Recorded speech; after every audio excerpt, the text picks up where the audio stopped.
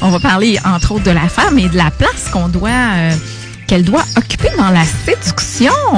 Est-ce que, dites-moi à la maison, est-ce que vous êtes du style à séduire pour une nuit ou charmer pour la vie?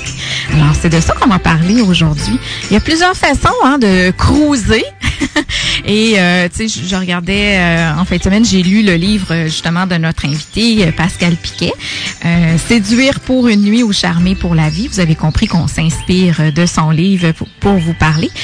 Pascal, c'est pas sa première visite. Je crois qu'on est à la 3e.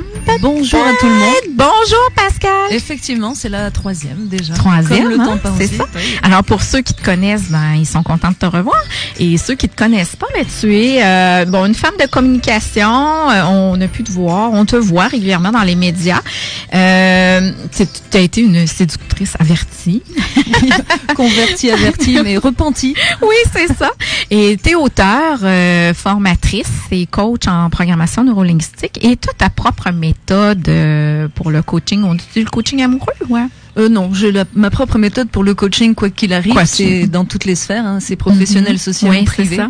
Ça repose toujours sur la confiance et l'estime. Et ma spécialité, c'est la confiance et l'estime. Et particulièrement au niveau de la séduction, l'amour, en tout cas, c'est ce qu'on a parlé beaucoup à l'émission avec tes différents livres. Le livre à succès, le syndrome de Tarzan. Et ensuite, gagner au jeu des échecs amoureux. Exactement. Et là, on rentre dans le microscopique, c'est-à-dire les relations hommes-femmes, parce qu'on se rend compte que, je le sais à travers mes clients, ceux qui se retrouvent célibataires, comme les divorcés ou les débutants, ne savent pas du tout comment se comporter les uns envers les autres. Donc, les hommes et les femmes ont perdu les codes. Alors, s'ils ont été en couple de l'âge de 19 ans à 35 ans, 40 ans, ils sont perdus. Ils arrivent sur le marché complètement démunis. Oui, quand on revient sur le marché, mais quand je parle aussi de nos jeunes là qui sont là sur le marché, absolument, avec la sexualité, comment tu dis ça dans ton livre, la libération sexuelle. Oui, alors les gens se sont complètement fourvoyés avec cette histoire. C'est ça. Mais qu'est-ce que tu entends par sexualité? C'est parce que la libération sexuelle, ça voulait pas dire, quand à l'époque c'est arrivé, nos parents, ça voulait pas dire faire n'importe quoi avec n'importe qui. Ça voulait dire avoir la liberté de choisir avec qui on avait envie d'avoir une relation sexuelle. C'est pas la même chose. Or, aujourd'hui, on se rend compte que c'est n'importe quoi avec n'importe qui et qu'on a l'impression d'exister. Donc, baiser ne signifie pas exister. Excusez-moi pour l'expression, mais j'en ai pas trouvé d'autres. Puis avec toute la facilité des réseaux sociaux, des sites Tinder et compagnie. Tu te commandes du sexe comme tu commandes une pizza. C'est ça. Exactement. Ou tu vas essayer de te choisir un prince. Oui. Avec les écrits qu'il y a là-dessus, je fais référence au prince parce que c'est ce que tu nous dis dans tes autres livres. Non, laissez tomber les princes. Son roi et sa reine. Moi, les princes, j'ai essayé avec un de 15 ans de moins que moi, ça m'a coûté très cher. Donc, j'aurais payé un gigolo. Moi, j'aurais su quelle facture j'allais avoir sous le nez. Mais là, non, les rois, c'est pas les rois. princes. C'est moi qui me suis trompée, je m'excuse. Le roi, alors on se magasine un roi sur les réseaux sociaux avec ce qu'il veut bien écrire. Et on tombe sur un autre pic. Oui, c'est ça. C'est de tout ça aujourd'hui qu'on va parler. Alors, on a une émission Crunchy aujourd'hui. On va parler de séduction, on va parler de sexe. Parce que j'ai été surprise dans ton livre. On va parler en deuxième partie de l'émission. Donc, à partir plus de 11 heures, tout ce qu'on aimerait savoir sur la sexualité, mais qu'on n'ose pas demander. Oui. Alors, restez là, pour ceux que ça intéresse. Mais avant, on va regarder qu'est-ce que c'est la différence entre charmer et séduire. Mais avant qu'on se parle toutes les deux, là, parce qu'on n'est pas juste nous deux, t'as de la belle visite. Une belle surprise. Ben oui, tu nous as emmené une belle surprise. On va quand même la présenter. Il s'agit de ta fille Cassandre. Absolument. Bonjour Cassandre, comment vas-tu? Très bien, et toi? Oui, très bien, merci. Merci d'être là. Ah, ça me fait plaisir. T'es en visite chez maman? Oui, je suis venue passer le week-end dans le cocon familial. Dans le cocon familial. Juste pour mettre les auditeurs en contexte, tu as 22 ans. 24. 24 déjà, c'est ça. Puis tu es étudiante à Montréal. Oui. Et toi, comme tu es à la Naudière, Pascal, tu as régulièrement la visite de ta fille. Mais elle est aussi mon assistante. Elle n'est pas juste ma fille. Elle est aussi mon assistante, mon bras droit. Elle organise mes séminaires. Elle relit mes manuscrits. D'ailleurs, je viens d'en terminer un. Qui vient de rentrer dans le four et qui sortira du four en mai 2019. Tu viens d'accoucher, toi, là? Oui, je viens d'accoucher. C'était un accouchement tout à fait pas douloureux. C'était très très chouette. Mais ça y est, j'ai passé le relais à l'éditeur et donc Cassandre a souhaité m'accompagner aujourd'hui. Et puis elle peut avoir un regard très intéressant puisqu'elle représente nos jeunes face à la sexualité et aux relations hommes-femmes. Mm-hmm. Oui, tout à fait. Fait que tu vas pouvoir participer à la discussion en cours d'émission. Alors, bienvenue à toi. Pascal, alors, si on commençait par démystifier, en fait, la différence entre charmer et séduire. Oui, je suis la seule. Version Pascal Piquet. Ben c'est ça, je suis la seule à la faire. Tu sais, moi, je suis d'origine littéraire, hein, donc j'ai vraiment cette attention par rapport aux mots et qu'on ait la même définition des mots pour qu'on puisse se comprendre. Donc, il faut pas mélanger séduire et charmer. Parce que séduire, c'est faire un piège dans lequel tu vas faire tomber quelqu'un. Et moi, je peux te dire que j'ai passé ma carte de trappeur quand j'avais des problèmes avec les castors. Un animal piégé n'est jamais satisfait. Et charmer, c'est être. C'est être ce qu'on est. What you see is what you get. Donc, on s'évertue à être ce qu'on n'est pas parce qu'on croit ou parce qu'on veut attraper une proie. Mais est-ce que ce qu'on veut, c'est une proie ou est-ce qu'on veut une personne qui va être notre partenaire de vie? Ce n'est pas la même définition. Donc, oui, séduire pour une nuit, parfait. Ça peut être amusant. C'est ce que j'appelle faire la sensualité, c'est-à-dire avoir du beau sexe entre adultes consentants et sans sentiment, mais où les deux ont du plaisir. Ça, t'appelles ça comment? C'est des one night. J'appelle ça faire la sensualité. Faire la sensualité. Fait que t'as charmé. Charmer, séduire, puis t'aurais faire la sensualité. Non, parce qu'il y a 3 vitesses, en fait.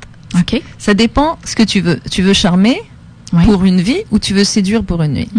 Donc, il y a ce que j'appelle dans le gagner au jeu des échecs amoureux qui est repris, il y a baiser. Pardon, mais j'ai pas trouvé d'autres mots. Ça veut dire nourrir la névrose de l'autre et nourrir la sienne. Et il y en a souvent une qui est lésée dans l'histoire, je dirais pas laquelle. Donc il y a cet aspect-là. Ensuite, il y a faire la sensualité, c'est avoir du beau sexe entre adultes consentants, avec du plaisir sans les sentiments. Et ensuite, il y a faire l'amour. Et pour faire l'amour, il faut s'aimer soi et il faut aimer la personne d'en face. Donc séduire, c'est pour des one night. Donc, séduire, la sensualité. Séduire, tu fais ce que tu veux. Tous les coups sont permis, allez-y. L'homme saute sur la femme saute sur l'homme. C'est pas un problème, faites ce que vous voulez. Mais si vous voulez un homme ou une femme pour la vie, il ne faut pas vous tromper de démarche.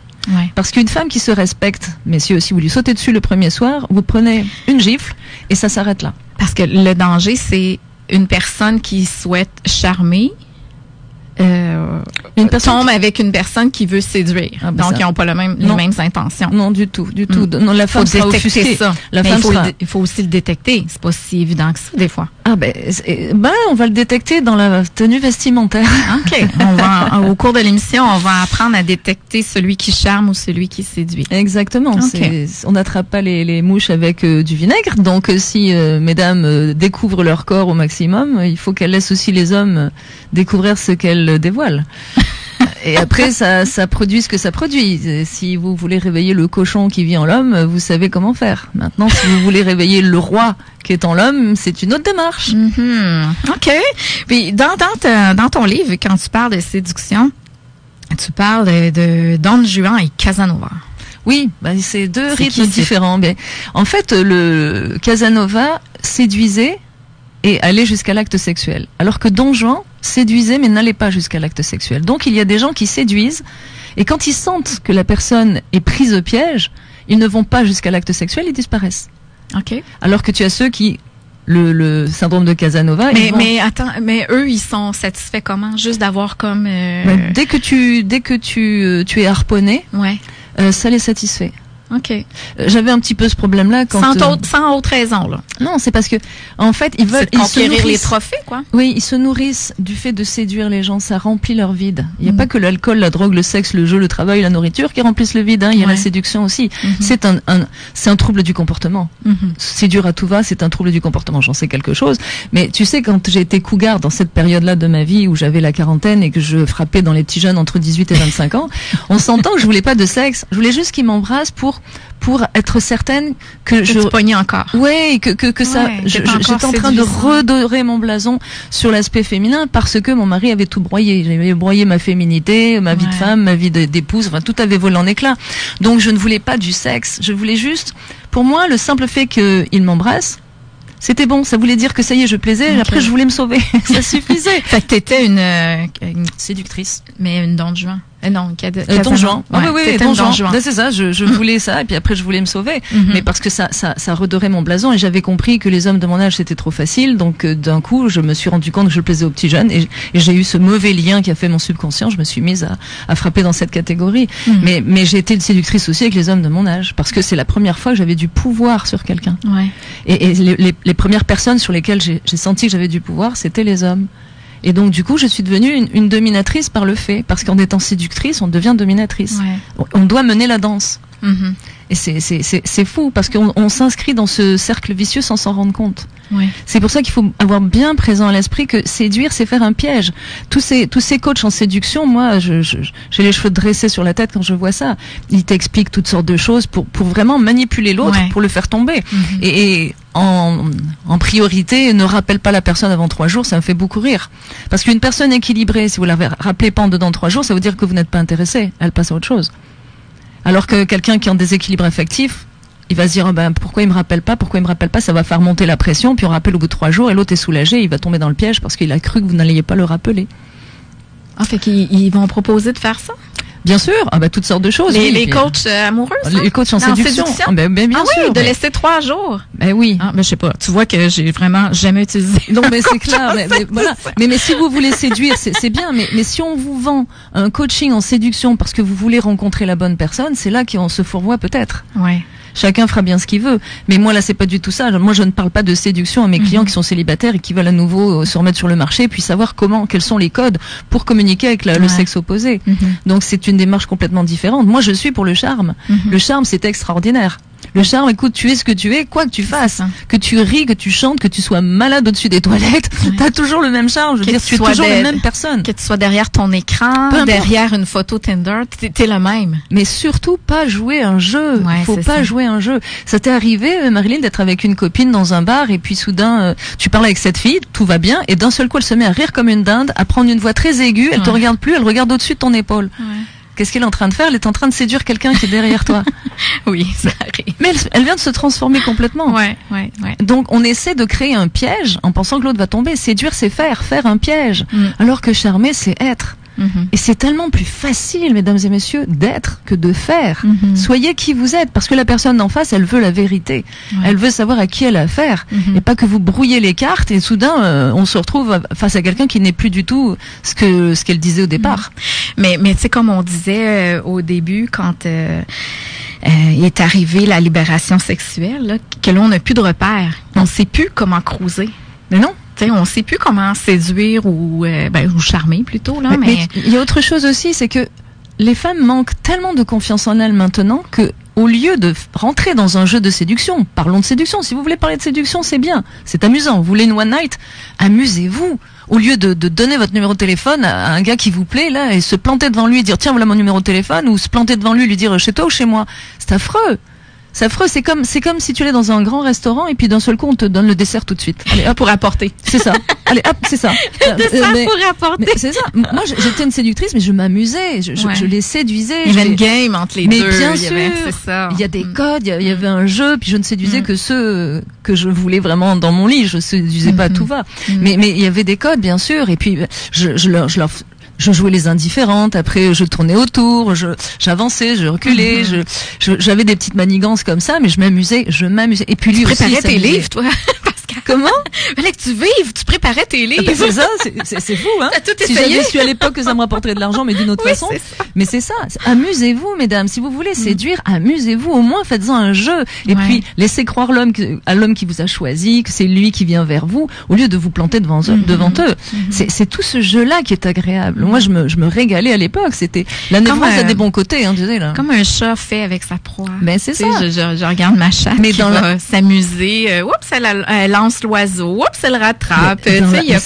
Mais dans la féminité, féminité, ça n'est pas un déguisement, c'est une attitude. Ce que réclame la féminité, c'est la sensualité, c'est la volupté, c'est quelque chose de fabuleux qu'être féminine. Puis c'est pas juste porter un décolleté. Non, ça c'est un déguisement. Qui laisse voir tout. Ça c'est un déguisement. Avoir un décolleté jusqu'au nombril, une jupe qui ressemble à une ceinture, puis marcher comme un déménageur sur le coin de la rue, ça n'a rien de féminin, mais vraiment. strictement rien. C'est pas dans le peu de tissu que vous portez que vous serez féminine. Ouais. C'est dans votre attitude. C'est une attitude. Et ce que veut l'homme, c'est la sensualité, c'est la volupté. C'est pas du tout une femme qui revendique des droits et qui finalement va être plus masculine que lui. Ça marche pas. Il faut rester yin avec l'homme et l'homme doit rester yang. Si la femme devient de plus en plus yang, elle pousse l'homme dans le yin et du coup il n'a plus sa place. Donc après elle lui reproche de pas être un protecteur ou de pas être assez viril. Mais oui, mais on lui laisse rien faire. Il peut plus porter les bagages, il peut plus ouvrir les portes, il peut plus payer le restaurant, il peut plus regarder dans les décolletés. Rappelez-vous mesdames que le regard de l'homme nourrit la féminité. Qu'est-ce que tu veux dire? Ça veut dire que nous, on se part de beaux atours pour que les hommes nous regardent. Oui. Et on n'a pas besoin de mettre un décolleté jusqu'au nombril pour ça. On peut être très jolie d'une multitude de façons, très sensuelle d'une multitude de façons, et ça n'a rien à voir avec le corps que vous avez. Vous pouvez être tout à fait très sensuel en ayant un corps un petit peu plus rondouillard que quelqu'un d'autre. C'est ça. C'est pas du tout. Tout est dans l'attitude et la sensualité, beaucoup plus que dans les formes. Mais ça, on l'a oublié. Parce que quand on déballe tout et qu'on s'étonne que les hommes regardent ce que vous dévoilez, vous avez dans un monde de réalité des hommes bien éduqués puis des rustres. Oui, mais par rapport à ça, par rapport au corps de la femme, il y a aussi ce qu'on va voir, tu sais, dans le modèle féminin est très mince, très sexy, tu sais, au niveau de la mode. Non, c'est pas sexy, c'est des porte-manteaux ambulants. Et la mode est faite par des homosexuels, donc faut pas voir ça. Faut pas regarder ça. Faut regarder des femmes sur ma page Facebook. Mais n'empêche que c'est le modèle. Tu sais, je regarde nos filles, ce qui est exposé. Sur ma page Facebook, j'ai mis une vidéo d'une femme qui danse d'une façon merveilleuse, une danse orientale. Elle a une robe qui est proche du corps, mais absolument pas moulante, et elle n'a pas de décolleté, mais elle est d'une beauté, d'une sensualité extraordinaire. On a des leçons à prendre là. C'est pas du tout la surface de tissu qu'on a sur le corps qui va faire qu'on est féminine ou pas. C'est la façon de bouger son corps, la façon de regarder. Ouais. Tout ça est très important. Et ce n'est pas moi qui ai inventé ces règles, hein, mais l'homme est visuel et la femme est auditive. Donc l'homme va être attiré par ce qu'il voit et la femme va être charmée par ce qu'elle entend, prioritairement bien sûr, hein, parce qu'on a besoin aussi d'apprécier l'image de l'homme qui va venir vers nous. Mais c'est comme ça, c'est pas moi qui l'ai inventé, c'est la raison pour laquelle depuis la nuit des temps, les femmes vont se parer de maquillage, coiffure, bijoux, belles robes, pour attirer le regard de l'homme. Et ensuite c'est à lui de venir vers la dame, de lui faire la cour. On va aller à une pause, Pascal, puis au retour, on va parler des 3 principes de base que tu expliques dans ton livre, entre autres de ça, que l'homme est visuel et la femme auditive. Puis tu nous donnes même dans ton livre des pistes, quoi dire, le mode d'emploi, faire attention. Voilà. C'est ça, fait qu'au retour de la pause, on parle de tout ça avec Pascal Piquette. Aujourd'hui, on charme et on séduit. On est à l'émission Toi et nous. Aujourd'hui, je suis en compagnie de Pascal Piquet et de sa fille Cassandre. On parle aujourd'hui de séduire pour une nuit ou charmer pour la vie. C'est inspiré de son livre. D'ailleurs, on a Madame Saint-Pierre sur Facebook qui demandait est-ce qu'elle a un livre là-dessus. Alors oui, séduire pour une nuit ou charmer pour la vie, qui est aux éditions Béliveau. D'ailleurs, on va faire tirer un livre, une copie de ce livre-là. À la fin de l'émission, je vais mettre une photo du livre avec une question que vous aurez à répondre, une publication que je vais faire sur la page de l'émission Toi et nous. Donc, si je vous invite à liker la page de l'émission Toi et nous. En ce moment, on est en live. On va être encore en live pour quelques minutes. Après, je vais fermer le live et vous pourrez nous rejoindre directement en écoute en direct, soit par l'application, soit Apple ou votre autre téléphone, ou sur le site internet www.969fm.ca. Pascal, avant la pause, on parlait des 3 principes de base que tu nous expliques dans ton livre, qui est le premier qui est l'homme propose, la femme dispose. Oui, mais ça, c'est encore pas moi qui ai inventé ça, c'est toujours relatif au comportement humain et depuis la nuit des temps, c'est parce que l'homme est un conquérant et ça là, n'en déplaise aux dominatrices, c'est comme ça. L'homme est naturellement un conquérant. Regarde, on va faire une analogie. Quand on était gamin, on voulait quelque chose. Par exemple, une mobilette, un vélo, quelque chose. On a mis de l'argent de côté, précieusement, dans notre cochon. Puis un jour, on a ouvert le cochon, puis on s'est acheté ce vélo, on s'est acheté cette chose à laquelle on tenait tant. Elle a une valeur extraordinaire parce que on l'a gagnée. Ouais. Donc un homme, c'est pareil. Un homme qui va conquérir une femme, qui va vraiment mettre tout en œuvre pour, non pas la séduire, mais la charmer, et qui, à la fin, va finalement avoir ses faveurs. Mais pour lui, ça a 1000 fois plus d'importance que la femme qui se jette à son cou ou à sa tête. Parce que, encore une fois, tu faisais part de ton chat, là, mais donner une souris morte à un chat, il en fait rien. Non. Donc, si un homme est éduqué que la femme se jette à sa tête, il va lui rendre les hommages de son rang si la femme lui plaît. Mais ne vous étonnez pas, madame, que le lendemain matin, il remette son pantalon et il s'en aille. Parce que lui, c'est pas une femme facile qu'il veut. C'est une femme qui se respecte. Donc, vous avez le cas aussi où l'homme va vous sauter dessus, ce sera à vous de vous faire respecter parce qu'il n'est pas question le premier soir si vous cherchez l'homme de votre vie. Ou alors, vous, monsieur, si la femme se jette dans votre lit le premier soir en vous disant « Oh mon Dieu, c'est la première fois que ça m'arrive le premier soir », c'est faux. C'est bien essayé, mais c'est faux. Donc, et comment une femme peut mesurer la confiance qu'un homme place en lui, si ce n'est en le laissant venir vers elle? S'il a peur, c'est qu'il manque de confiance, c'est pas forcément un bon candidat, ou alors il est déjà engagé. Parce que moi j'ai des témoignages de personnes qui sont allées au devant d'un homme qui était engagé mais qui ne l'a pas dit, et comme il était flatté parce que la femme jetait son dévolu sur lui, eh bien il s'est laissé entraîner. Et après, elle découvre qu'il est engagé. Mais tu me l'avais pas dit la dame. Et le monsieur répond, mais tu ne me l'as pas demandé. Donc comme il s'est laissé embarquer dans la flatterie, eh bien il a commencé à entamer une relation parce qu'il n'arrivait pas à freiner. C'était la première fois qu'on se jetait sur lui, et le résultat c'est que ça finit mal. Donc oui, l'homme propose, la femme dispose. Et comment... Il n'a pas laissé sa femme pour elle? Non, c'est bizarre. C'est bizarre. Et comment l'homme va mesurer la confiance qu'une femme place en elle? C'est à sa façon de l'accueillir. Madame, que vous soyez engagée ou pas, ou que l'homme vous plaise ou pas, c'est d'être courtoise. La réponse à la galanterie, c'est la courtoisie. Donc un homme s'avance, ça veut dire que il est sûr de lui, il a confiance en lui, puis il va entamer une discussion pour établir une relation. Et puis libre à vous de lui dire c'est vraiment gentil, je vous remercie de votre intérêt, mais je ne donnerai pas suite, ou de dire je suis déjà en couple, mais avec le sourire. Oui, puis des fois c'est un gars qui a peu confiance en lui, qui peut faire beaucoup d'efforts pour t'approcher, puis s'il se fait rabrouer. Oui, c'est ça, c'est pas respectueux. Moi j'ai toujours eu comme concept, s'il vient me parler, s'il m'intéresse pas, je lui dis poliment, mais je le respecte quand même, parce que bon, faut d'un être flatté et oser venir vers toi, fait que c'est beau, mais ça se peut qu'il t'intéresse pas, mais pour la personne qu'il est, un peu de respect aussi. Mais tu sais que pour les dominatrices, l'homme qui les regarde pas, c'est dans l'homme qui les regarde et qui ne leur plaît pas, c'est un cochon. Ben là. Et l'homme qui ne les regarde pas et qui leur plaît, c'est un homosexuel. Parce qu'il y a que l'homme qui leur plaît et qui devrait pouvoir avancer, mais comment est-ce qu'ils peuvent le savoir, les hommes? Ils ne peuvent pas. Donc, le rôle d'un homme, c'est d'aller vers toutes les femmes qu'il trouve avenantes et à son goût, avec classe, et c'est pour ça que j'ai des phrases toutes prêtes, comme des produits congelés, là, j'ai des phrases toutes prêtes. On va aller au deuxième principe, qui est que l'homme est visuel et la femme est auditive. Ça c'est pas moi non plus, ça c'est Dieu ou je sais pas qui a créé les humains, c'est comme ça. Nous on aime qu'on nous fasse la cour, et les hommes sont attirés par ce qu'ils voient. C'est comme ça. Donc, les robes sexy, les vêtements si tu veux pour une nuit, vas-y, mets le moins de tissu possible et tu vas l'attirer, c'est sûr. Sauf si c'est un homme équilibré qui cherche la femme de sa vie, ça, il n'ira pas vers quelqu'un qui déballe tous ses avantages. Fait que dans le visuel, dans les principes importants, tu parlais des vêtements. Oui. Très important, le code vestimentaire. Mesdames, vous envoyez un message à travers vos vêtements. Alors faites attention au message que vous souhaitez envoyer. C'est la seule chose sur laquelle je peux attirer l'attention des femmes. Elles ont le droit de s'habiller comme elles veulent. J'ai aucun problème avec ça. Chacun est libre. Moi, je suis la première à respecter la liberté des autres pour qu'on respecte la mienne. Mais comprenez qu'il y a un code. Il y a un code à travers les vêtements. J'ai appris à ma fille tout de suite, qui a 24 ans maintenant, je lui ai appris tout de suite le code vestimentaire. Quel message elle envoyait selon la largeur du tissu qu'elle voulait porter.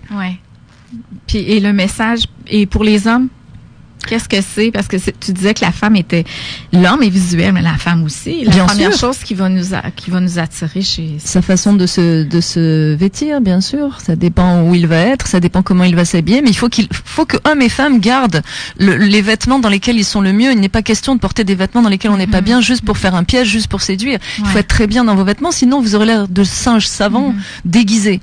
Donc si monsieur, vous êtes plutôt jean, chaussures de sport et t-shirt blanc, parfait. Mais néanmoins, si vous invitez une dame pour un premier restaurant ou une première rencontre, faites un effort vestimentaire quand même. Parce que tu écris qu'au premier regard, l'habit fait le moine. Mais bien sûr, je défie qui que ce soit de me démontrer l'inverse. Bien sûr qu'au premier regard, quand on croise quelqu'un, sa tenue vestimentaire ou son maquillage pour les femmes ou peu importe, ça va nous donner des informations. Est-ce qu'on irait se présenter à un entretien d'embauche tout déguenillé? Ouais. Tu disais, monsieur, prenez soin de vos dents. Aïe, aïe, oui. Les dents, les ongles, bien sûr, les ongles. Oui, c'est des principes. Ce sont des principes simples, mais oui, effectivement. Même une femme qui a des ongles tout noirs, pardon, mais c'est un petit peu embêtant. En tout cas, moi là, je trouve que. Tu parles de la laine. Oui, ça aussi, la laine. Mais ce sont des choses qui reposent sur une communication entre êtres humains. Quelqu'un qui a une mauvaise haleine parce qu'il se brosse pas les dents ou parce qu'il fume et puis que la personne d'en face fume pas, ou une personne qui a les ongles tout noirs pour un premier rendez-vous, qui arrive avec des vêtements sales ou qui ne fait même pas un effort vestimentaire, ça envoie un message. Ouais. C'est comme si les animatrices de télé arrivaient là aussi sans maquillage, les cheveux droits sur la tête, en pyjama. Il y a un respect de la personne qu'on a en face. Et ce respect, il y a un respect de soi, puis un respect de la personne d'en face. Donc il y a des principes simples à respecter. C'est brossez-vous les dents, faites attention à vos ongles et à votre tenue vestimentaire. Tu dis les artifices attirent les gens artificiels. Absolument.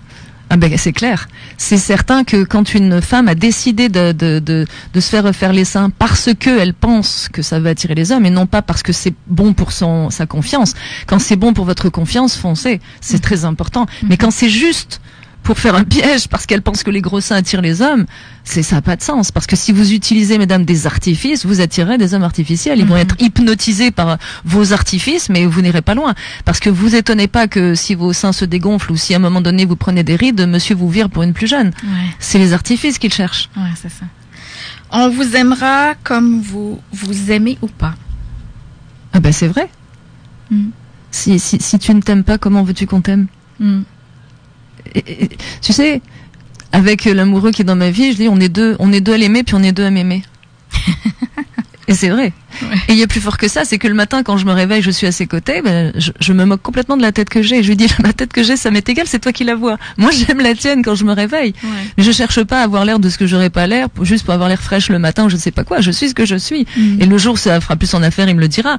Mais il faut arrêter de vouloir absolument plaire à tout prix avec des techniques absolument ahurissantes parce que souvent les hommes nous aiment sans notre maquillage. Oui, ça c'est vrai que ça va parfaire une toilette ou c'est vrai que c'est agréable de se maquiller, ça fait partie de la féminité et j'encourage les dames à prendre des cours de maquillage, ça peut être léger mais c'est vrai que ça va apporter un petit plus. Accentue des traits. Bien sûr, mais vivre que pour ça ça peut déguiser aussi. Ça déguise, mais on devient cinglé. Si vous pouvez pas faire votre jogging ou aller chercher votre pain ou votre lait sans être barbouillé, il y a un problème. Tu dis, une femme aime être regardée, menteuse, celle qui le nie. Absolument. Celles qui disent qu'elles n'aiment pas être regardées. Je parle pas de celles qui manquent de confiance en elles et qui sont dérangées par le regard parce que justement elles ne savent pas quoi faire. Je parle de ces femmes qui s'exhibent et qui disent qu'elles n'aiment pas être regardées. Alors pourquoi elles s'exhibent? Il y a quelque chose qui est paradoxal. Mais de toute façon, l'homme, à travers son regard, nourrit notre féminité. Évidemment, je parle pas de celui qui va baver dans notre décolleté ou qui va avoir les yeux qui sortent de la tête. Je parle de l'homme éduqué qui va avoir plaisir à regarder, à découvrir ce que vous découvrez. Donc forcément, c'est vrai qu'on aime être regardé. Mais un regard intelligent d'un homme qui admire ou qui a un regard flatteur, c'est très agréable. C'est très agréable. Par le regard, tu parles de l'attirance qui est réciproque, l'attirance qui est pas réciproque, ou que les deux sont pas attirés, ni un ni l'autre. Absolument. Quelle distinction tu fais? Comment on remarque qu'on attire vraiment quelqu'un dans le charme et non pas dans la séduction? Mais on le sent tout de suite qu'il y a un intérêt parce que l'homme va le manifester, puis il faut que la femme y réponde aussi. Faut pas qu'elle le regarde de façon à le geler sur place. C'est un regard, mais on rend le regard, un sourire, on rend le sourire, et puis on voit après. C'est pas pour ça que les deux vont forcément se marier ou qu'ils vont passer la nuit ensemble. Mais il y a des codes. Faut laisser la personne avancer petit à petit. Mais il faut lui ouvrir la porte aussi. Il faut pas lui sauter dessus à cet homme-là, mais il faut lui sourire, il faut lui dire qu'il peut avancer. Faut l'encourager, faut lui donner des codes, des feux rouges et des feux verts. Donc quand le feu est vert, il peut avancer un peu plus. Quel serait un feu vert pour un homme? Le sourire déjà.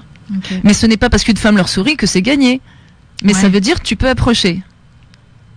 Après, on discute. Et on voit si la dame répond, s'il y a un dialogue qui s'installe.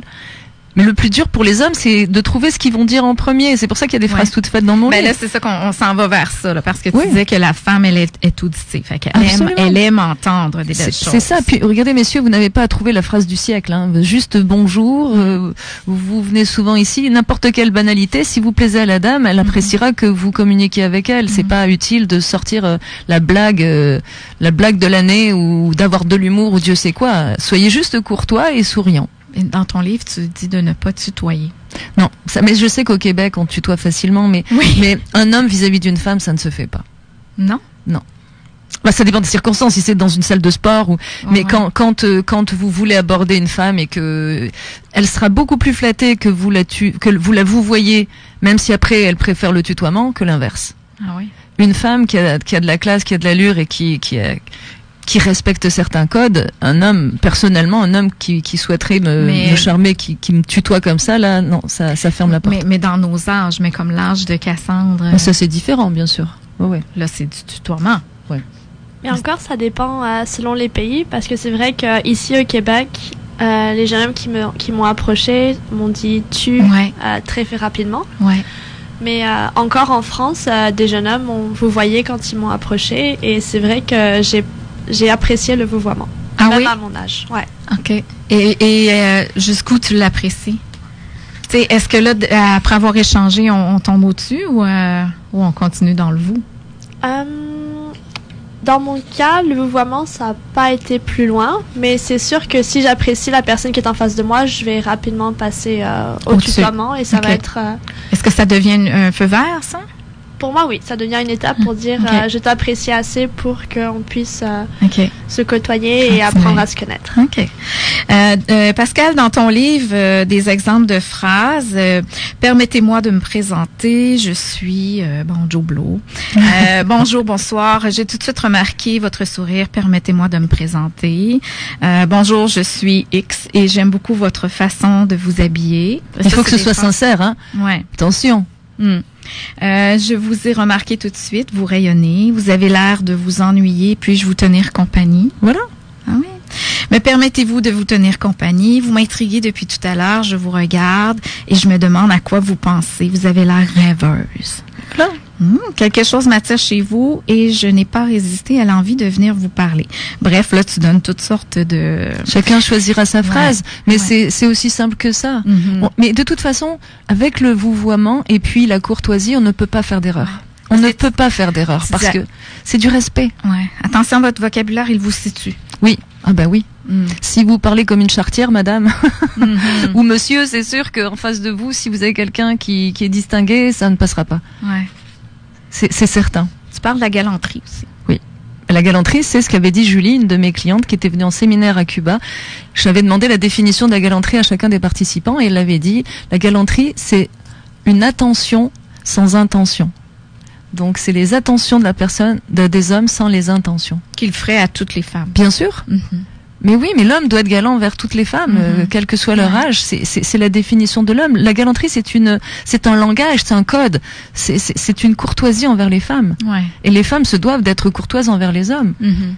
Mais tu sais quoi, dans le monde des gens équilibrés, eh bien, ça se passe tout à fait naturellement et il n'y a absolument aucun accroc. Ouais. Les hommes qui aiment les femmes, qui aiment les hommes, c'est merveilleux. Moi, j'aime les hommes qui aiment les femmes. Les rustres ou les machos, ils font pas partie de mon monde. Ouais. C'est pas de gens que je veux côtoyer. Donc tout de suite, je vais repérer qui j'ai envie de côtoyer, qui je n'ai pas envie de côtoyer.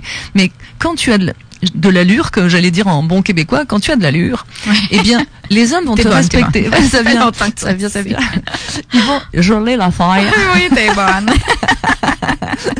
Ils vont te respecter automatiquement. C'est ce que j'appelle le site internet subliminal. Ils vont se rendre compte que tu es une personne à laquelle la galanterie est de mise, pour laquelle la galanterie est de mise. Et moi, j'ai vu toutes sortes d'hommes québécois qui étaient pas forcément galants se mettre à l'être juste en ma présence parce que ça devient évident pour eux. Ouais. Tu dis que la femme n'est pas un être faible. elle est un être à protéger. Exactement. C'est beau, ça. Ah ben c'est pas la même chose, tout à fait.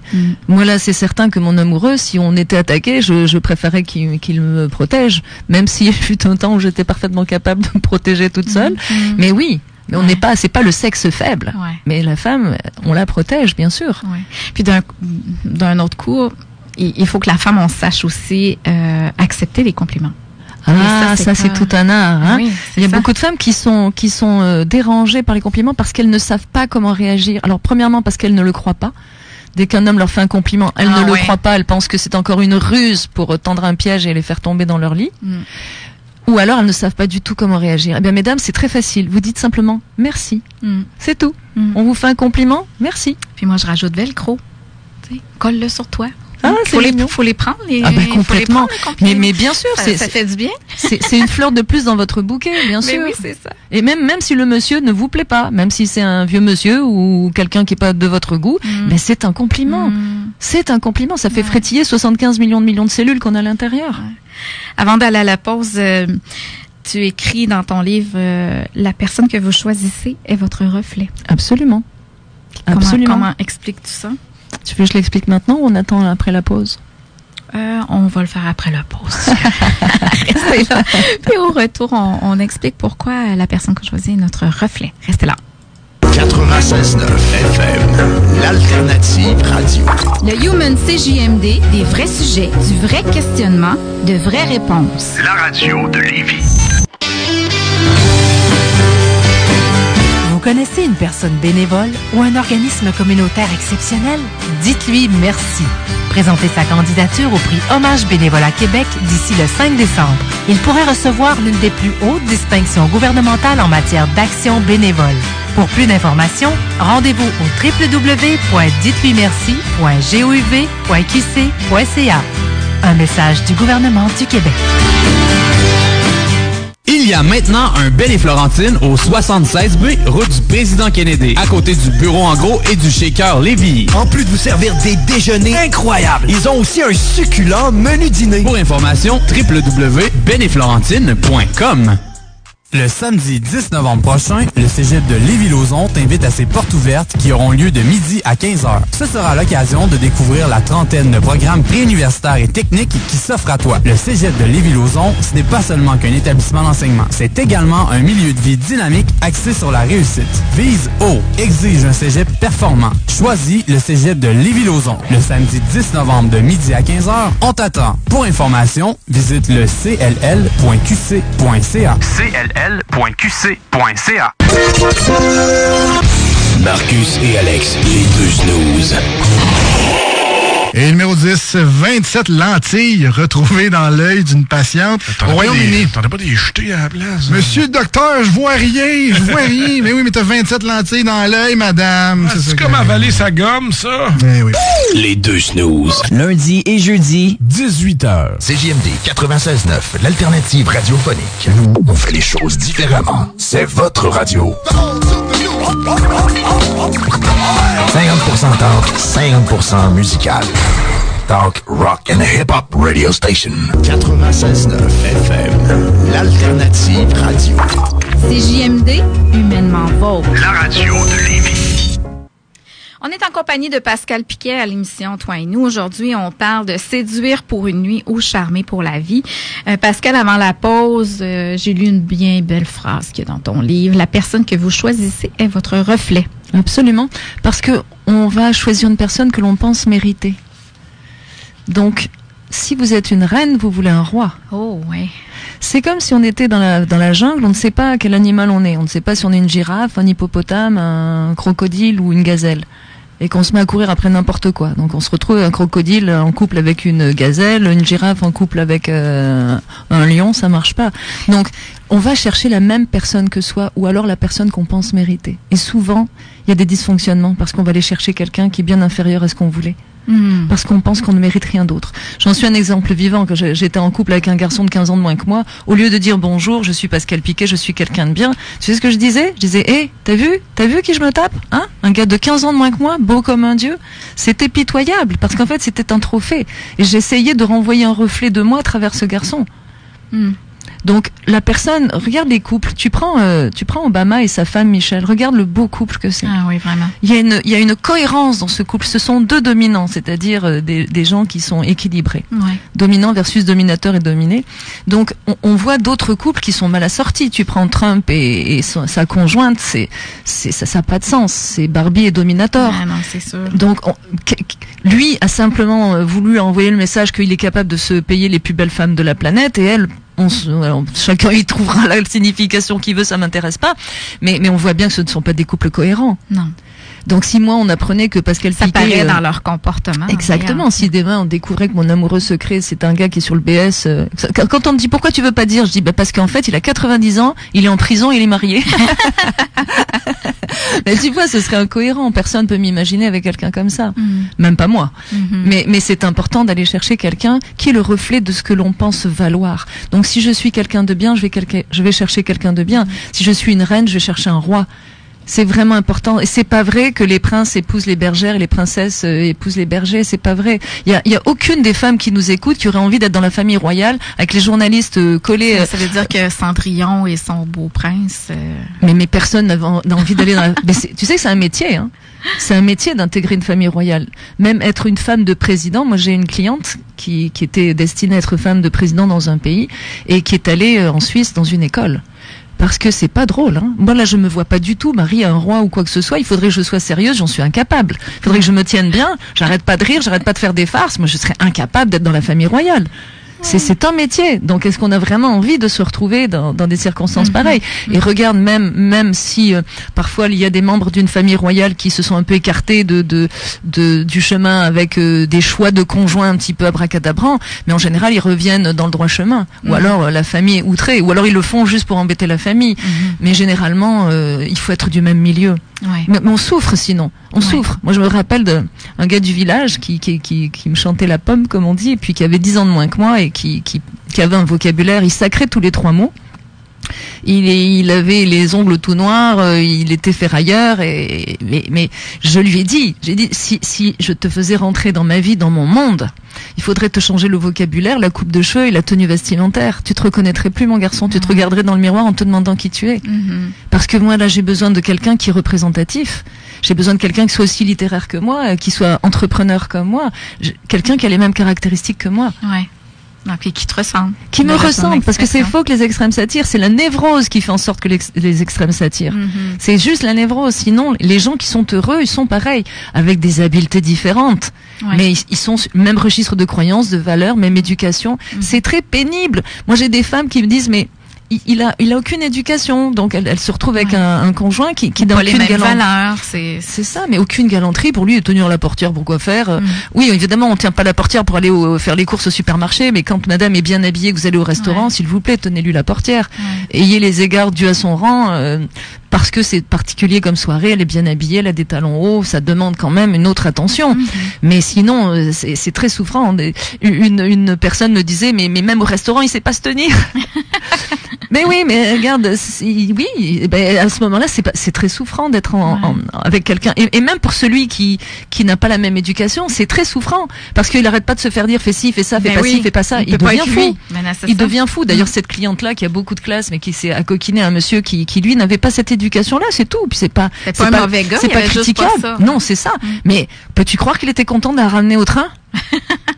Il en avait assez. Il l'a ramené au train avec un grand soulagement. J'ai dit, mais elle le rendait fou. Ah oui. Donc ça colle pas. Ouais. Puis dis-moi, Pascal, tu sais, on parle beaucoup de techniques, comment aborder là, un homme, une femme. Mais quand ça marche pas, quand il nous revire, tu sais, ou quand quelqu'un t'as vraiment le béguin pour quelqu'un, mais que t'oses pas ni le séduire, ni le charmer. Dans ton livre, tu dis pourquoi on perd tous nos moyens quand la personne nous plaît. Hey. C'est vrai, hein? Tu parlais de la peur du rejet? Ah ben oui, c'est la peur du rejet direct, hein, la peur du non. La peur du non. Parce qu'une personne qui est équilibrée, une personne qui est bien dans sa peau, un homme qui a une belle confiance en lui, il aborde une dame qu'il trouve à son goût, elle lui dit poliment ou pas poliment que ça ne marchera pas.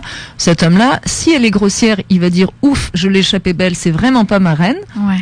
Je ne veux pas d'une femme comme ça. Si elle lui dit simplement qu'elle est déjà engagée ou qu'il n'est pas à son goût, ben il va lui souhaiter une bonne journée, puis il va passer à un autre appel. Lui, son objectif, c'est de détecter la femme qui est faite pour lui.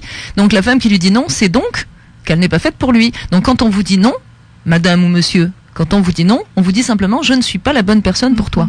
Et non pas tu es la pire personne de la planète, jamais j'irai avec toi. C'est la peur du rejet. Ouais. Puis dans les autres peurs, il y avait la peur du rejet, la peur de faire un impair et de la perdre, la personne. Ah oui. Oui. Ensuite, la peur de passer pour un idiot, puis la peur de lui déplaire. Eh ben oui. C'est parce que tout ça est fondé sur la séduction. Mais si vous vous ramenez à charmer, soyez ce que vous êtes. Même si vous êtes timide, la femme va peut-être être très touchée par votre timidité, mais au moins vous aurez essayé. Mais soyez qui vous êtes. Arrêtez, toutes ces peurs viennent parce qu'on croit qu'on va faire ce qu'il faut pas, alors que la personne elle est exactement ce que vous vouliez, et on se met une pression épouvantable dans la tête. Du coup, on retombe dans nos chaussures d'enfant, on devient un petit gamin qui se met à bafouiller, à rougir, à transpirer, et dans un corps d'homme. C'est la même chose pour les femmes. C'est la même chose pour les femmes. Mais si on part du concept que tu disais tout à l'heure dans ton livre, il faut s'aimer d'abord. Ben oui. À ce moment-là, si la personne nous dit non, on le prendra pas personnel, on remettra pas notre valeur en péril, on va juste accueillir le non en se disant que c'était la meilleure chose qui pouvait pas arriver. Tu crois qu'avec les activités que je fais et que nous faisons, hein, Marilyn, il y a des gens qui nous détestent, puis ça les regarde, ils ont le droit, mais c'est pas important. Il y a des gens qui n'aiment pas mes livres, qui n'aiment pas mes interventions, qui n'aiment pas, mais ils ont le droit. Mais je me sens pas rejetée pour autant parce que je suis ce que je suis. Et c'est pareil dans les relations, je suis ce que je suis, mais si ce que j'ai dit à mon amoureux, c'est le jour où ça fera plus ton affaire, tu me le dis, je comprendrai. Mais quand quelqu'un vous dit non, pour former un couple, il faut être deux. Quand il y en a un qui démissionne, ce sera pas un couple. Donc il faut passer à l'appel suivant. C'est une bonne information que la personne vient de vous livrer en toute honnêteté. Elle vous respecte en vous disant je ne suis pas la bonne personne. Et ça ne veut pas dire que vous êtes une personne épouvantable. On a besoin d'avoir la même personne que soi. Et si l'autre considère que vous n'êtes pas cette personne-là, bien, passez un autre appel. C'est pas la fin du monde. Le non, là, terrifie.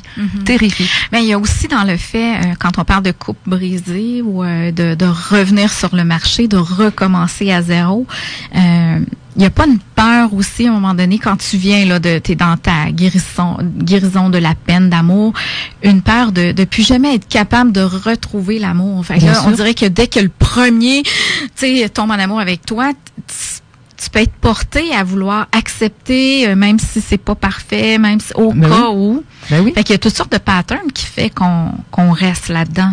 Mais tu peux prendre le premier qui passe parce que tu as peur qu'il n'y en ait pas d'autres. Ouais. Et puis même si ça convient pas, tu vas faire rentrer la pièce du casse-tête où elle rentre pas. Ouais. Et l'amour, ça n'est pas un casse-tête.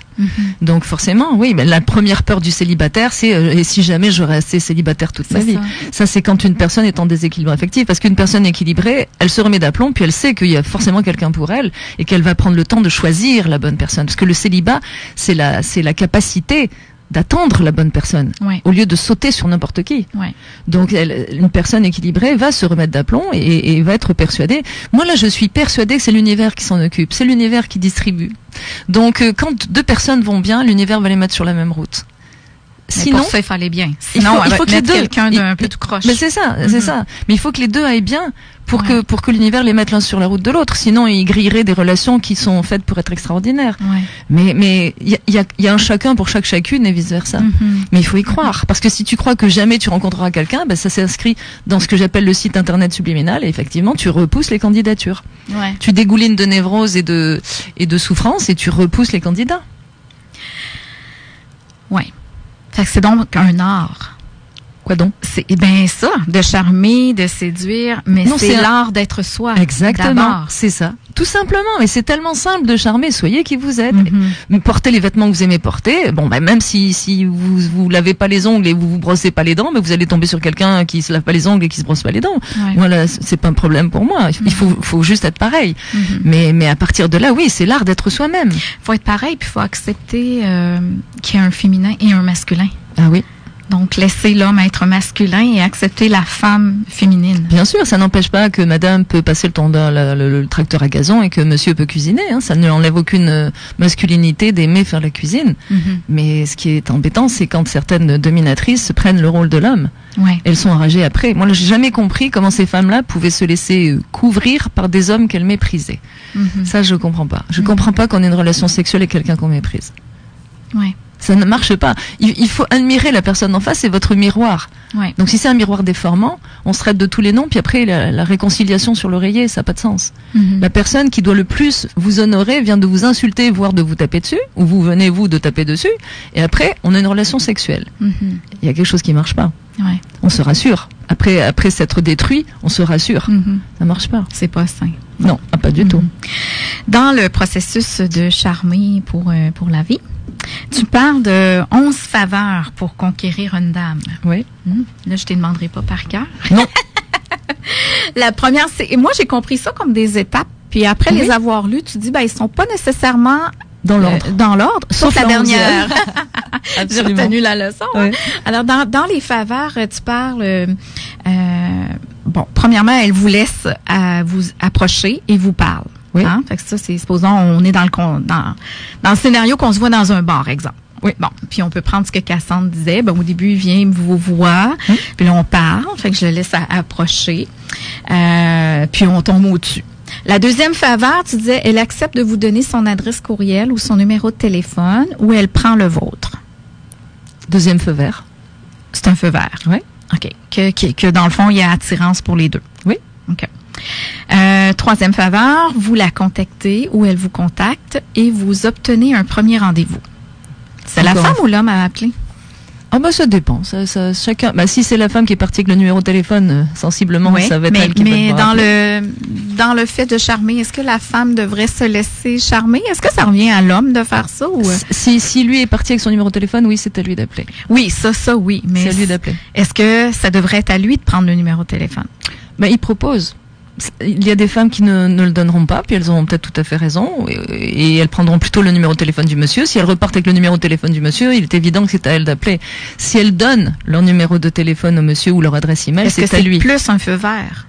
Oui, mais que si elle le prend? Non, ça va dépendre des expériences. Certaines femmes auront peut-être été échaudées par des situations identiques, donc elles préféreront ne pas donner leur numéro de téléphone ou leur adresse email, auront été peut-être harcelées, ou alors elles prendront le numéro de téléphone du monsieur, ou alors le donneront parce que ce monsieur leur plaît vraiment, puis elles vont donner leur numéro de téléphone et c'est à lui d'appeler. OK. Quatrième faveur. Après votre premier rendez-vous, elle accepte de vous revoir. Ça c'est un sacré feu vert, ça. Si vous avez passé le premier test, si vous êtes bien comporté. Oui. Super. Cinquième faveur, elle accepte de vous montrer où elle habite. C'est ça.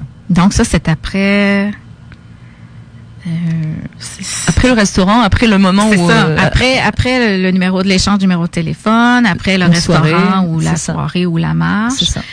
Là, on accepte de montrer où est-ce qu'on demeure. C'est ça. Fait que dans la phrase « on va chez vous ou chez nous », là, c'est raté. C'est raté. Ah oui. OK. Ou alors tu lui bandes les yeux. Comme ça, il sait pas où il est allé. Elle accepte sixième faveur. Elle accepte de vous voir de nouveau. Septième, elle vous permet de la tutoyer. Alors là, Cassandre, on a sauté à la septième. Mais c'est culturel, Marilyn. Ouais. On sait qu'au Québec, on tutoie facilement. Donc ça, il faut considérer cette donnée. Parfait. Ouais. C'est vrai. Huitième, elle vous permet de la fréquenter en acceptant d'autres activités. Oui. Et là, on peut quasi appeler ça une relation, là. Pas encore. Parce qu'il y a rien de sexuel ou il y a pas eu de rapprochement. Mais c'est vrai qu'à la faveur d'activités sportives ou culturelles, on peut apprendre à connaître quelqu'un. Et c'est ce qu'il faut. C'est vous assurer, mesdames, que vous pouvez avoir confiance en lui et vous, messieurs, que vous pouvez avoir confiance en elle. Et ça n'est qu'en fréquentant la personne qu'on peut avoir une idée. Ouais. Neuvième faveur, elle se laisse embrasser. Ouais. OK. T'as vu, ça arrive en 9e position. Hein. Mais tu sais pourquoi en plus? Ça fait partie du plaisir. La femme se dit mais quand est-ce qu'il va m'embrasser ce nigo là? Parce que moi j'ai envie, tu sais. Mais quand est-ce qu'il va m'embrasser? À quelle occasion il va m'embrasser? C'est vrai qu'on a ce désir. Ça rend le moment précieux. Mais bien sûr, on a ce désir. Le premier baiser, mais enfin le premier baiser. Si c'était à moitié sous dans une boîte de nuit, est-ce qu'on va s'en souvenir? Alors que quand c'est à l'occasion de je ne sais pas quoi, puis tu sais il y a ce moment intense comme on attend tous dans les films, c'est dans les séries où ils se tournent autour pendant des saisons et des saisons. C'est ça. Puis on attend qu'ils s'embrassent, tous. Ben c'est ça. C'est le moment, le premier baiser, c'est magnifique. Ouais. 10e faveur, elle vous parle d'elle plus intimement et vous écoute quand vous vous livrez aussi. Et voilà. Là, on s'entend que c'est pas séduire pour une nuit, là. On est charmé pour la vie, là. Hein. Non, je remets les choses à leur place pour nos auditeurs, auditrices. C'est pour charmer pour la vie, là. Oui. On commence à s'ouvrir. Et la fameuse 11e. qui doit rester la 11e, elle a suffisamment confiance en vous pour accepter de vivre avec vous une première relation sexuelle. Et voilà. Combien de temps après? Tu sais, il faut 10 minutes pour faire un œuf dur, mais pour accéder à la première relation sexuelle, ça c'est propre à chacun.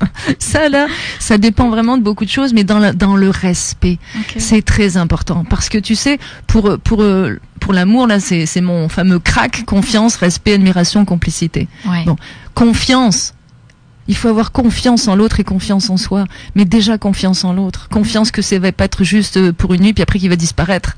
Donc il faut avoir confiance. Confiance en soi, confiance en l'autre et se respecter. Déjà les bases sont plantées pour une belle relation sexuelle. C'est sûr qu'on s'aimera pas, c'est pas déjà de l'amour.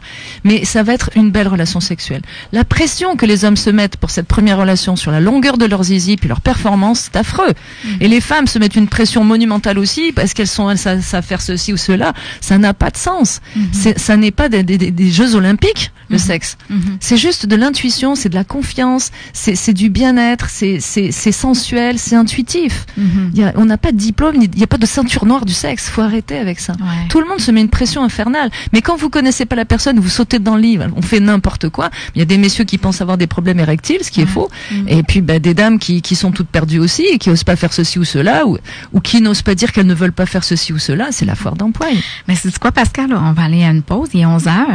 Et au retour de la pause, je dois dire que je vais déconnecter le Facebook Live. Donc, j'invite les auditeurs à venir nous rejoindre sur le site Internet de la station, alors www.969fm.ca. Vous faites écoute en direct ou sinon, on a l'application directement que vous pouvez télécharger pour nous écouter partout où vous voulez. Alors, on va continuer l'émission là-dessus. Et là, on va aller dans vraiment le crunchy. On l'avait dit en début d'émission. Tout ce que vous voulez savoir sur le sexe sans jamais avoir osé le demander. Fait que là, on va en parler là, de petites quéquettes, puis de molles, puis de que ça marche pas, puis pourquoi ça marche. Puis fait que restez là pour retour de la pause. On continue avec Pascal Piquet sur www.969fm ou sur votre radio 96.9 FM. On est de retour dans quelques minutes.